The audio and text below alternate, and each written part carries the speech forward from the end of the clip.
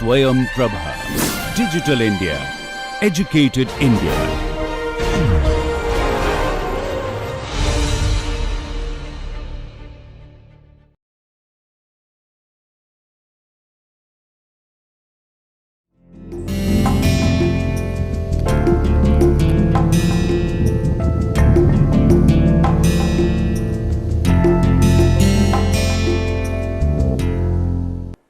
Welcome to this course on time series modeling and forecasting.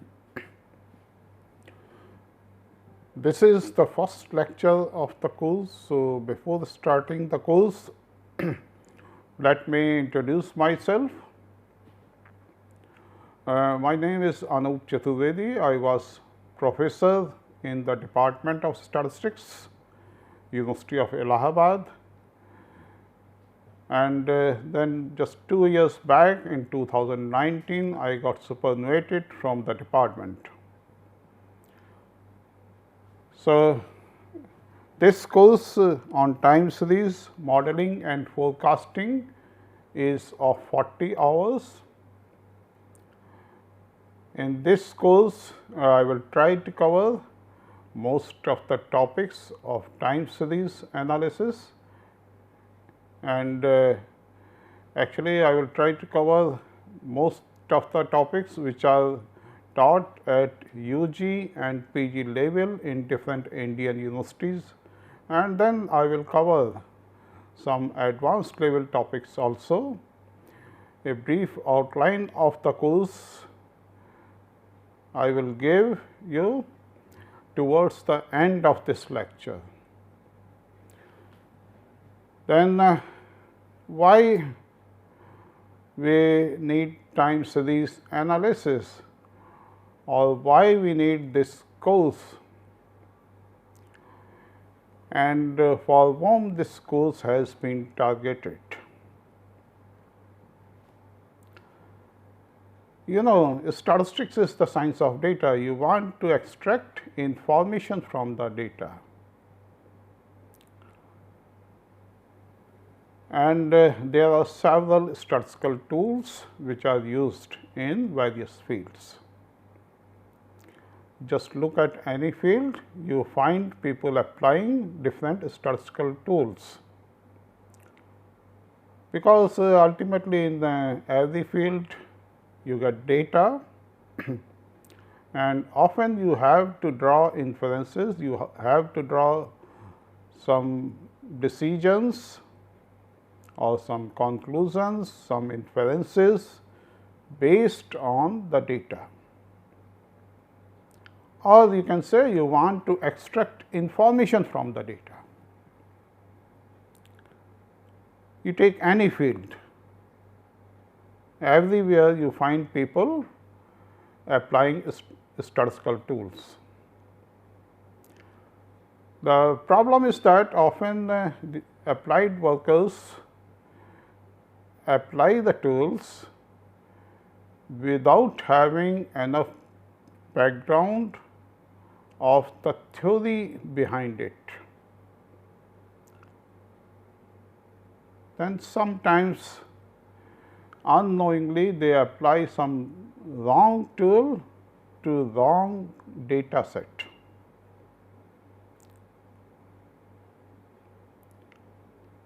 For example, if you apply the classical inference procedures to time series data, then obviously it is not going to give you proper results. So, that is why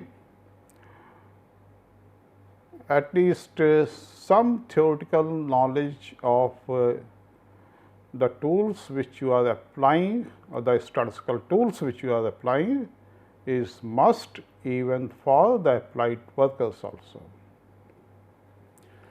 Now, during the last few decades, particularly after the emergence of computers, the direction of data analysis, the direction of statistics has entirely changed. Earlier, it was not possible to store large data set. it was not possible for the people to do very high level computing. But with the emergence of computers, now it is possible to store big data set, to analyze the data very fast. You do not require much time to analyze even big data set. So, the direction of data analysis or the statistics has entirely changed. Similarly, the direction of time series analysis has also changed.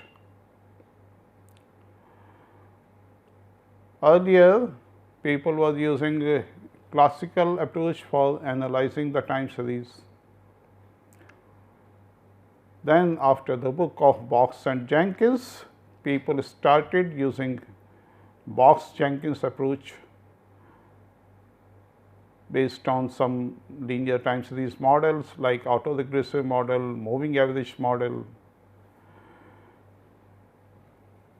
Then people started working on more complicated models. Say if your time series is non-stationary, then people use some integrated models, or if your time series has long memory, then people started using some fractionally integrated models. So, there are many modifications in the time series theory also, particularly after the emergence of this Box-Jenkins approach. Then earlier it was not possible for people to analyze the time series given the limited computing resources. Now, not only the fast computers are available, but several statistical softwares are also available, which one can use for analyzing the time series.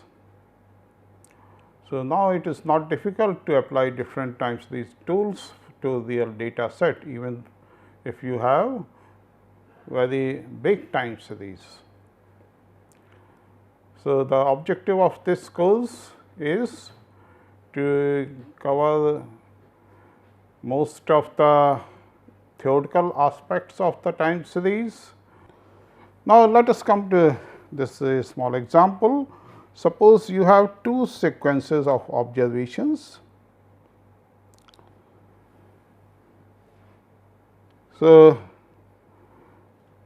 many of you must have seen this roulette game, which is played in different casinos. So, in roulette game you have a big wheel, and then there are several numbers written on the roulette wheel, and then they roll the wheel and you bet on a particular number, and if the roulette wheel stops at that number, then you win. Now, in that roulette wheel, suppose you have 100 observations, y 1, y 2, 100, y 100. So, you have these 100 observations, and these are the outcomes of 100 rounds. On the other hand, suppose you have 100 observations, y 1, y 2, y 100 on the closing prices of a stock for 100 consecutive days. Now, what is the difference between the nature of outcomes of these two experiments?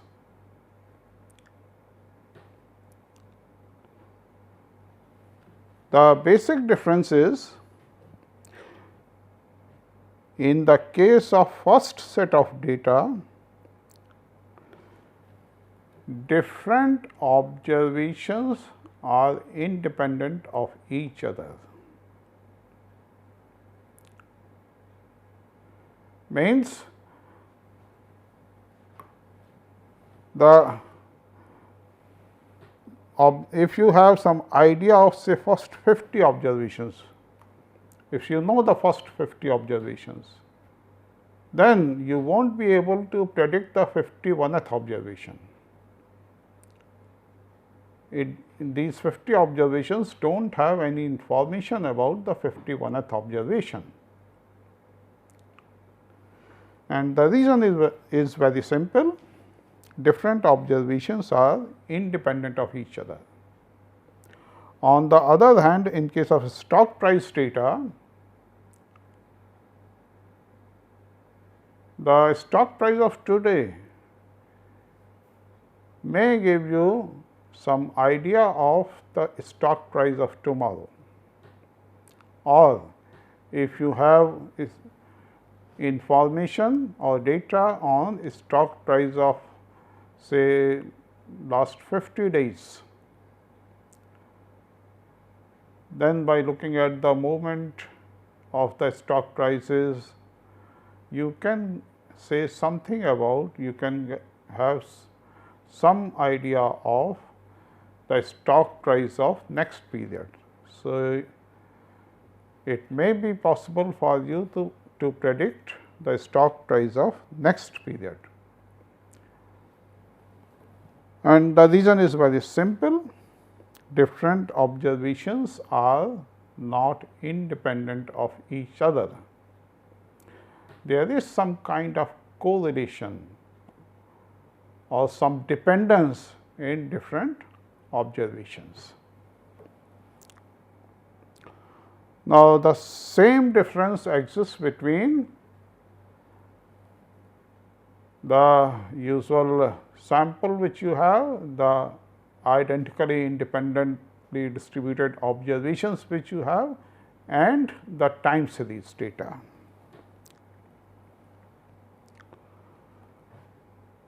In the classical inference procedures, we assume that the independent observations are obtained under identical conditions, means your observations are identically and independently distributed. For example, if you are applying t-test, then you need identically independently distributed observations. Or even for applying some estimation procedures, say suppose you are applying maximum likelihood estimation procedure. If you have a random sample from the normal distribution, then you can apply maximum likelihood procedure. You can easily calculate the likelihood function, and then you can estimate the mean of the distribution, variance of the distribution easily. And the basic assumption behind your estimation procedure is the observations are identically independently distributed. Now, time series data are chronological sequence of observations recorded at specific time intervals, such as in hours or months or years, etc. Means you may have hourly data.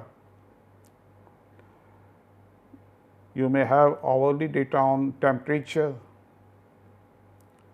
or you may have hourly data on pollution level, or you may have monthly data, monthly sale of a departmental store, or you may have yearly data.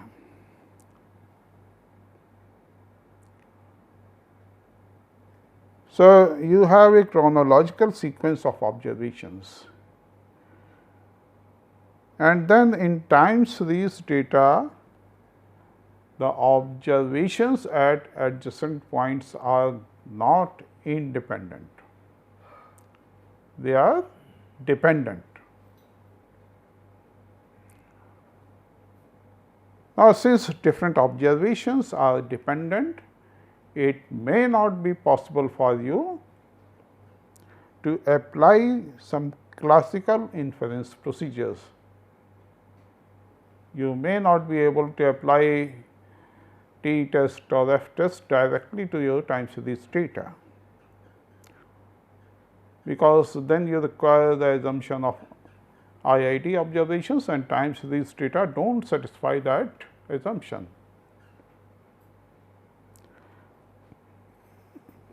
Then if you want to apply maximum likelihood procedure, then your likelihood function may be complicated. So, it may not be so easy for you to apply maximum likelihood procedure for estimating some parameters of your model. So, the simple question is dependence of observations a curse or advantage? Some of you may think that, well, this is a big problem, is you cannot apply classical inference procedures, so it is a curse. But then there is something advantageous also, and that is the dependence between different observations. In the previous example, in a casino, you will not be able to predict the next outcome of the game, and this is because the observations are identically independently distributed. On the other hand, you are able to predict the next time period's share price if you have the past observation, because different observations are dependent, different observations are correlated. So, the past observations have some information about the future, and then you can make use of that information for forecasting purpose. So, this is the advantage of time series observations.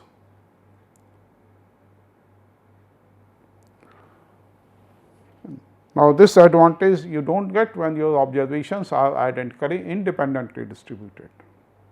Now, your statistical analysis tools depend upon what kind of data you have. So, before applying any statistical tool, you must know what type of data you have collected or type of the data. So, we considered cross-sectional and time series data. Cross-sectional data have observations coming from different individuals or groups at a single point in time. Then samples are constructed by collecting data across a range of observational units, say people, objects, firms, etc. simultaneously. So, you have different individuals or different groups, and then you collect data at a single point of time from those individuals or from those groups, and then you get the sample. For example, closing prices of a group of 20 different tech stocks on 30th June 2021. So, on a particular date, you have considered 20 different tech stocks, and then you have taken observations on their closing prices. So, this data is a cross-section data. Data on maximum temperature, humidity, wind speed of 13 coastal districts of Tamil Nadu on a particular day, say 31st July 2021. So, you have collected data on 3 variables: temperature, humidity and wind speed, and then you have collected data from 13 coastal districts of Tamil Nadu. So, these are your sampling units. From these units you have collected data on a particular day. So, this is cross sectional data. At a particular point of time you have taken data. Then stock returns earned by shareholders of Tata Consultancy Services (TCS), Infosys and Reliance Industries as for the year ended 31st December 2020. Again you have cross section data. So, you have data on 3 companies share prices, stock returns, and you have taken data on a particular fixed point of time. Now, this kind of cross sectional sample can describe the performance of returns at a particular point of time. But whether the stock returns of different companies are increasing or decreasing over time, you will not get this kind of information from this cross sectional data. Of course, you can compare the prices of or the stock returns of Tata Consultancy Services, Infosys and Reliance Industries for a particular time, means for the year ended on 31st December 2020, but you will not get this kind of information whether the stock returns are increasing or decreasing over time. So, this is the limitation of cross section data. Then you have time series data, set of observations collected at usually discrete and equally spaced time intervals. So, some of the examples are daily closing prices of TCS recorded over the last 6 months. So, now you have time series data, and on the basis of your data you can say that whether closing prices are increasing or decreasing, or what is the pattern of the closing prices of TCS share. Then weekly sale figures of coffee at a coffee shop during January to December 2020. So, a coffee shop is taking observations on its weekly sales, and the observations are from January to December 2020. So, it is a time series data. And in this time series data, different observations are not independent of each other. So, the past observations have some kind of information about the future observations. Or you have quarterly data on GDP of India during 1980 to 2020. On the basis of this quarterly data, you have time series data, and you can make the kind of inferences whether this quarterly GDP has some increasing pattern, or it has some decreasing pattern, or it has decreasing pattern up to a particular point of time and then increasing pattern, or vice versa. So, this kind of information you can get from the time series data on GDP. Then you have monthly data on number of cancer patients visiting a hospital during 2001 to 2020. Again, this is a time series data, and usually these observations are not independent of each other. The past observations have some information about the future observations, and on the basis of this data you can say that whether the number of cancer patients is increasing or decreasing. Or suppose you have monthly data on number of say some other infectious disease, which usually may occur during monsoon season. So, then on the basis of your data, you can verify the claim that the number of patients of that infectious disease increases during rainy season. So, it has some kind of seasonal pattern. During a particular season, the number of patients increases.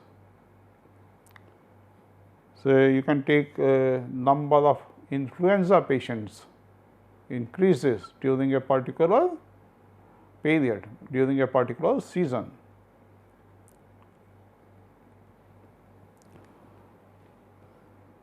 Or annual cancer mortality data of US during 1999 to 2019. Again, this is a time series data. So, the time series data focuses on the same variable over a period of time, while cross-sectional data focuses on several variables on several units at the same point of time. So, this is the basic difference between time series data and cross-sectional data. And it is very important to identify the correct data type, because ultimately your statistical tools depend upon the type of data which you have collected. Then it is also very important to correct types of data, means it depends upon your objective. What is your objective? For what purpose you want to do the data analysis, or for what kind of inferences you want to draw from your data. Your data type also depends upon your this kind of objectives. So, it is important to collect correct types of data. Then sometimes we also have panel or longitudinal data. Of course, this is not the focus of this course. In this course, I am not going to consider panel or longitudinal data. In panel data, the observations on different cross sections are taken across time. For example, if you take stock returns earned by shareholders of these three companies, Tata Consultancy Services, Infosys and Reliance Industries, at the end of years 2001 to 2020. So, this data set has both kind of informations, time series as well as cross sectional. Similarly, quarterly data on GDP of 8 SAARC countries during 2011 to 2020. Again, your data has both cross sectional information as well as time series information. So, this kind of data is called panel data, or annual cancer mortality data of different Indian states. So, you have different states means different cross sectional units during 2001 to 2020. So, you have time series observations also. So, this is your panel data. Daily observations on maximum temperature, humidity, wind speed of 13 coastal districts of Tamil Nadu during January to December 2020. Again, this data set is panel data because it has both kind of informations, cross sectional as well as time series. Then what your time series analysis include? This includes the methods for analyzing time series data to extract meaningful characteristics. What are the important characteristics of your time series data?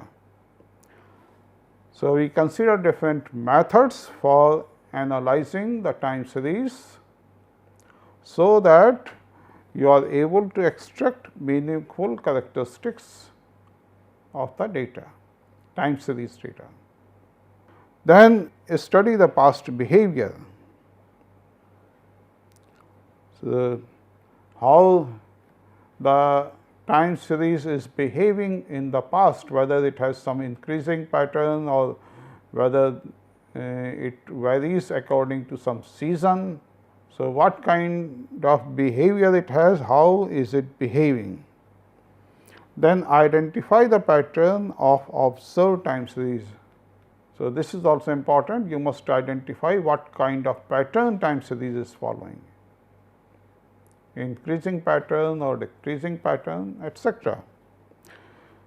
Then once you identify the pattern, you can use this established pattern to forecast future values. So, identifying such kind of patterns helps you in forecasting future values. Now, here are some applications of the time series. You can apply time series in various fields. Say it can be used for economic forecasting.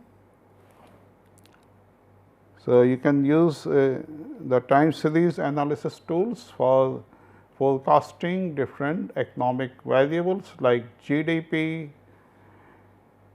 the proportion of people living below the poverty line, etc. Then in financial market analysis, it can be used. So, you have past observations, past time series observations on the financial variables, and then you can make use of those past observations or information contained in those past observations for making the forecasts. Then marketing and sales forecasting. So, in sales forecasting, it is widely used, and if you can forecast your sales accordingly, you can control your manufacturing process, or you can manage your logistics, etc. So, that is why you require sales forecasting. Then census analysis. So, if you are able to forecast the future population, accordingly the government has to manage different resources. Say how many hospitals the government will require after 5 years, or how many houses will be required.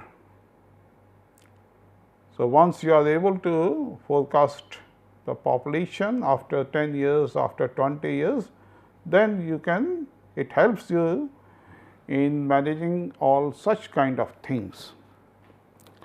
Yield projections. So, you can project the yield of next year, yield of say wheat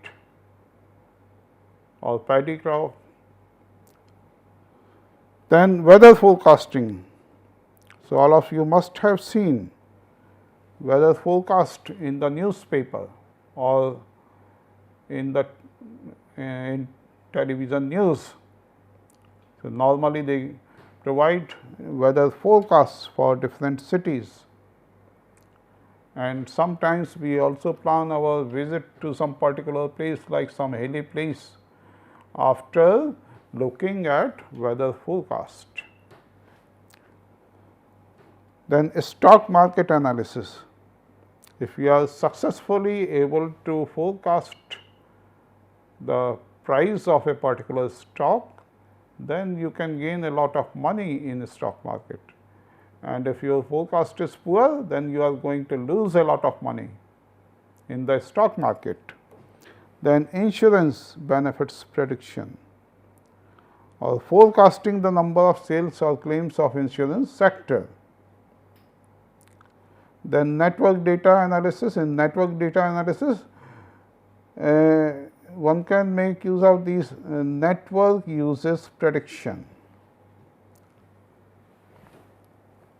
How many network users will be there next year. So, accordingly you can plan your, or you can manage your network. Then process control for the chemical and process manufacturers, or in signal processing also it is used, just to distinguish between signal and noise. So, there are various fields in which we can apply time series analysis. Now, I am giving you the course outline. I am going to cover this course in 40 lectures, 41-hour lectures, and for my lectures, mostly I will use PowerPoint presentation. Of course, at some places for explaining some of the problems or some of the derivations, I will also write and just to explain some of the things. And this is the brief description of different lectures. So, this is the first lecture in which I have introduced or I have given you some basic idea of what is time series, why we need time series analysis. Now, in the different topics of time series analysis, you may require different matrix algebra and regression modeling tools. So, in lecture 2, I have covered some of the main results of matrix algebra, which I may require for other lectures.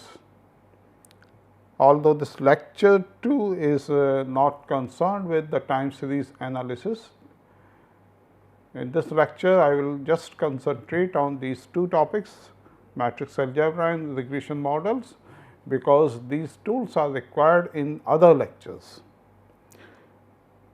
So, I will also consider the regression model, in which I will consider both the two variable case as well as when you have more than two variables, means multiple regression model. Then I will describe the least square procedure for estimating the parameters of the model, then the concept of R square and adjusted R square for the multiple regression models, or some information criterion also, and then analysis of variance, what is the significance of analysis of variance for the multiple regression model. All those things I am going to cover in lecture 2. In lectures 3 to 6, I will discuss the classical approach of time series analysis, which relies on decomposing the time series into different components like trend component, seasonal component, cyclical component and irregular or random component. These components are decided according to nature of variation in the time series. How the observations are varying, or what is the pattern of variation of the observations. On the basis of that, we decide which of the variation is dominating the movement of the time series, or it may be the combination of all these components which is driving the movement of the time series. So, to understand how the time series is behaving, it becomes very important to decompose the moments of the time series into 4 components. I will also discuss different methods for the determination of, say, trend component or seasonal component or what is the variance of the irregular component. I will also discuss the cyclical component in this in these 3 lectures from 3 to 6. 4 lectures actually from 3 to 6. Then one of the main objective of time series analysis is forecasting.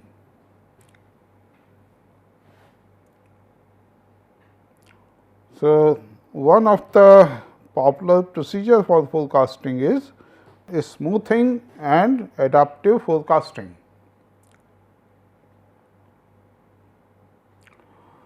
So, in the 7th lecture, I will consider different smoothing procedures and adaptive forecasting procedures for the time series. These exponential smoothing procedures, which I will consider in this particular lecture, may be applied for forecasting purpose when your time series neither has trend component or it does not have seasonal component, or these procedures may be applied when your time series has just trend component, or it has both trend and seasonal component, etc. So, I will discuss all those procedures in 7th lecture. Then in next 3 lectures from 8 to 10,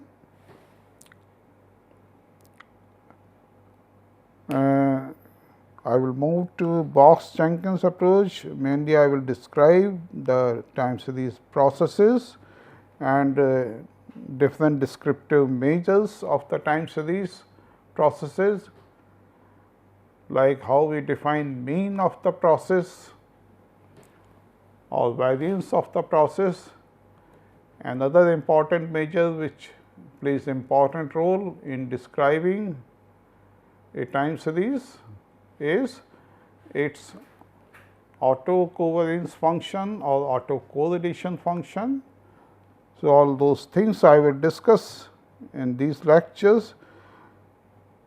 Then these 3 concepts, the concept of stationarity, invertibility and ergodicity,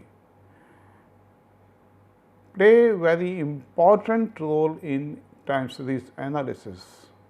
So, the definition of stationarity, why a time series has to be stationary, and what problems one may face if the time series is non-stationary, all those things will be discussed in these lectures.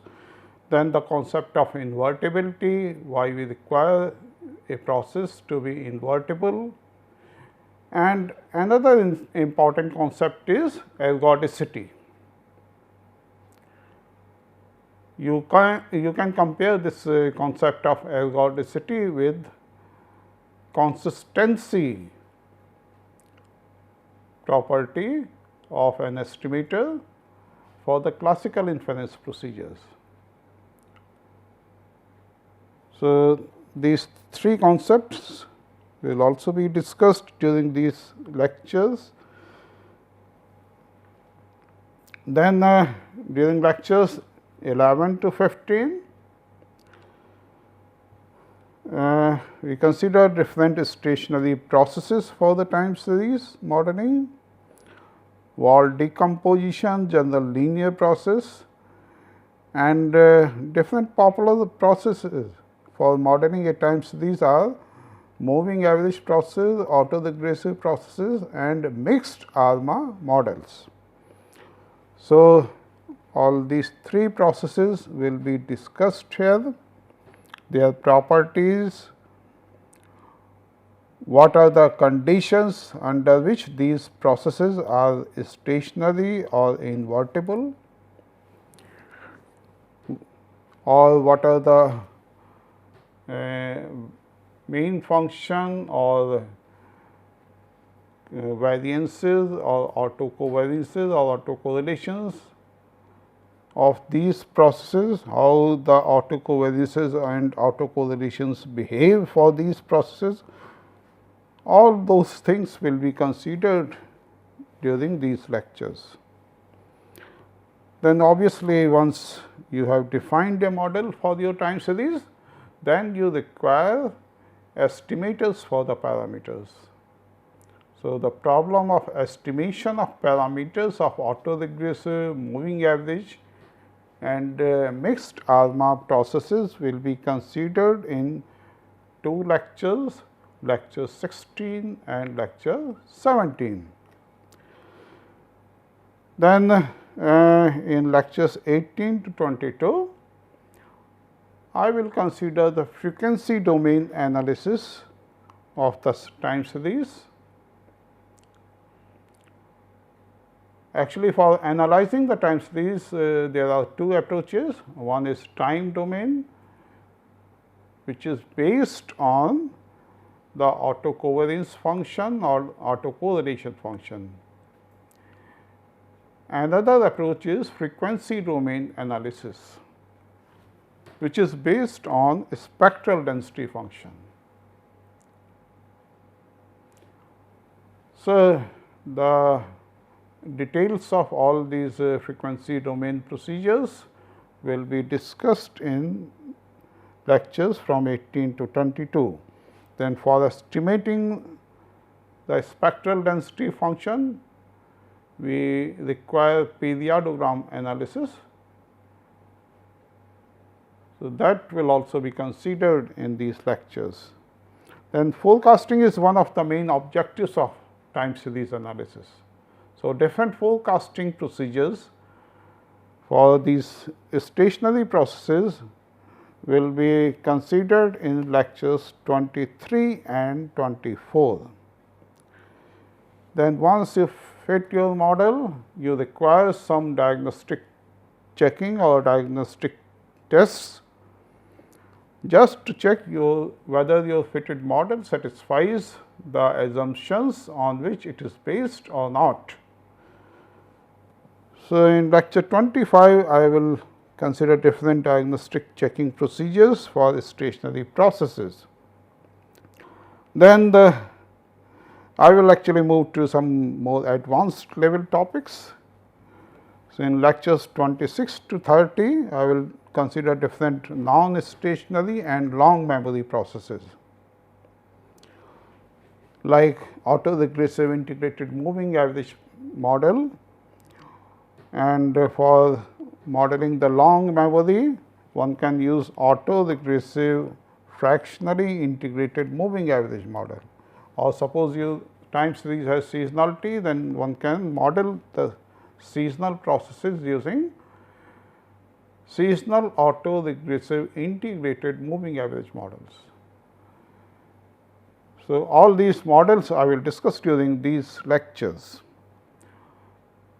Then I will also cover unit 2 tests, which are the tests for testing the stationarity of the process. From lectures 31 to 38, I will consider different aspects of multivariate time series processes, say their frequency domain analysis, then the generalization of ARMA processes for multivariate case, that is vector autoregressive moving average processes, then causality analysis, which is you can say somewhat parallel to regression analysis, then error correction representation and co-integration analysis.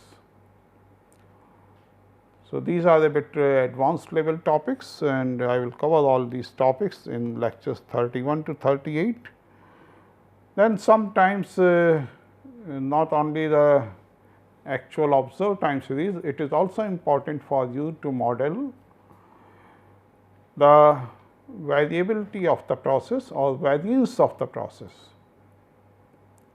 And for that purpose, one can use ARC and GARC models. So, in lectures 39 and 40, I will cover the different stochastic volatility models, particularly I will cover ARC and GARC processes. The prerequisites for this course are just basic knowledge of probability theory and basic knowledge of statistical inference. Say in statistical inference, you may require some basic idea of least square theory and maximum likelihood estimation procedures,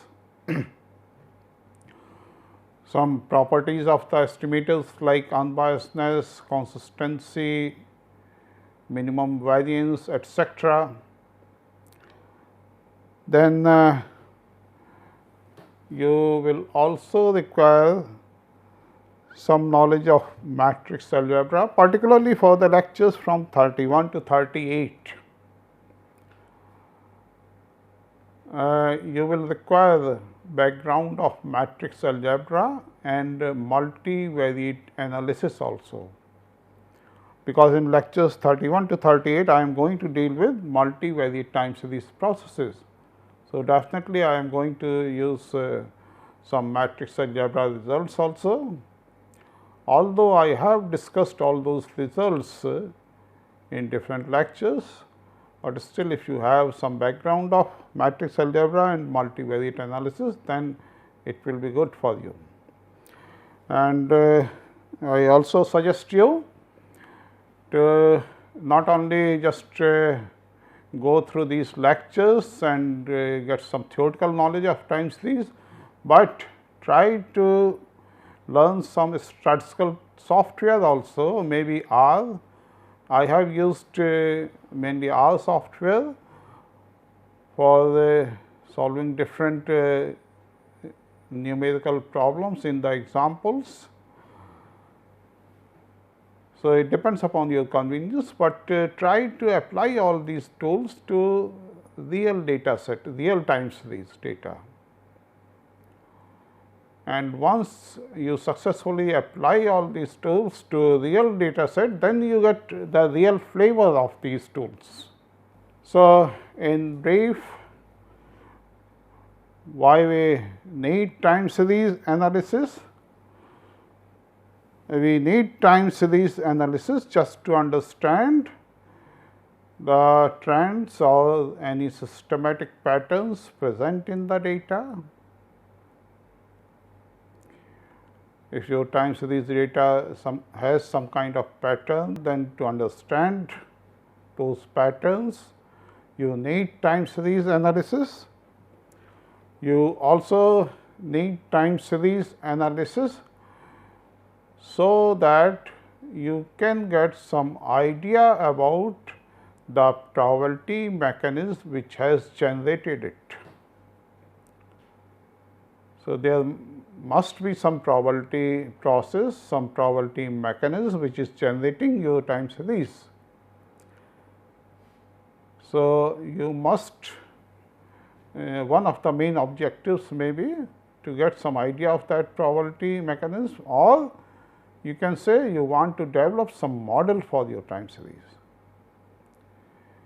And once you develop some model for the time series, once you estimate that model, then it fulfills your next objective, that is forecasting the future values.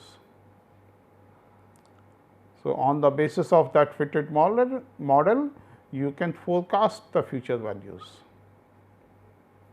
which is a very crucial, very important objective of the time series analysis. And then you may be interested in drawing more inferences about the probability process which has generated the time series, whether the probability process has some stationary behavior or it has non-stationary behavior, whether it has short memory or it has long memory. If it has long memory, suppose you have a time series which has a long term impact. Long memory means it has long term impact.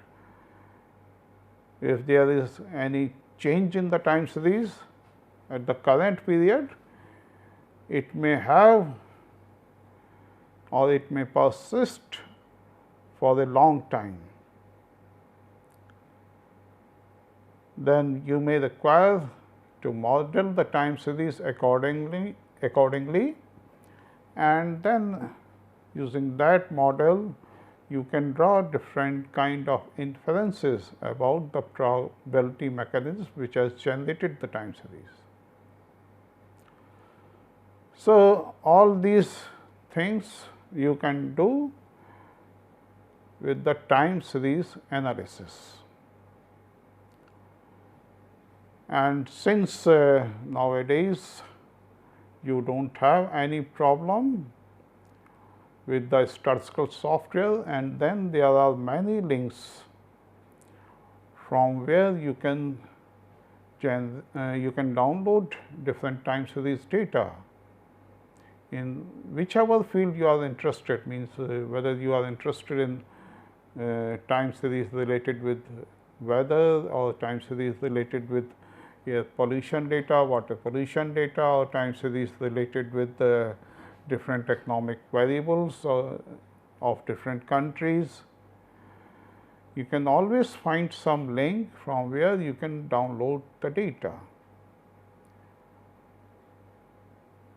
So, I advise you to download real data set, apply the tools which I am going to cover during other lectures,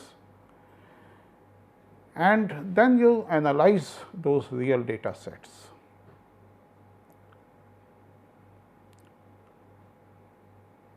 So, hope you will enjoy this course. So, thank you.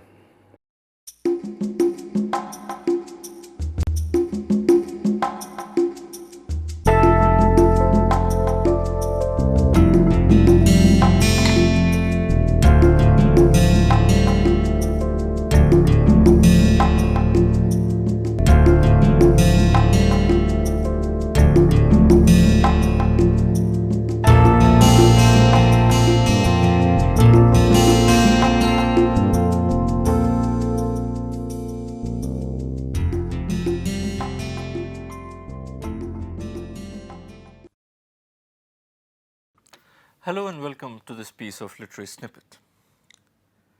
We usually know William Shakespeare as the most revered figure in the history of English literature. But we often tend to forget that he has also been one of the most hated figures in literature. And here I am not talking only about those boys and girls who have to memorize long sections from Macbeth or King Lear or Julius Caesar before they can go and sit for their school or college exams. But I am also talking about people who are themselves quite famous authors. Tolstoy, for instance, considered the writings of Shakespeare to be, and I quote, crude, immoral, vulgar, and senseless. George Bernard Shaw absolutely loathed Shakespeare, as he did Homer. But perhaps no other criticism about Shakespeare is more damaging than the one which says that Shakespeare is a marvelous storyteller, provided someone has told him the story earlier. Now, this piece of criticism is particularly damaging because it is true. None of Shakespeare's plays contain any original story whatsoever. They are all written using pre-existing materials, pre-existing stories. Now, does that diminish the stature of Shakespeare as a dramatist? Well, I'll leave that for you to decide. See you in the next episode of Literary Snippets.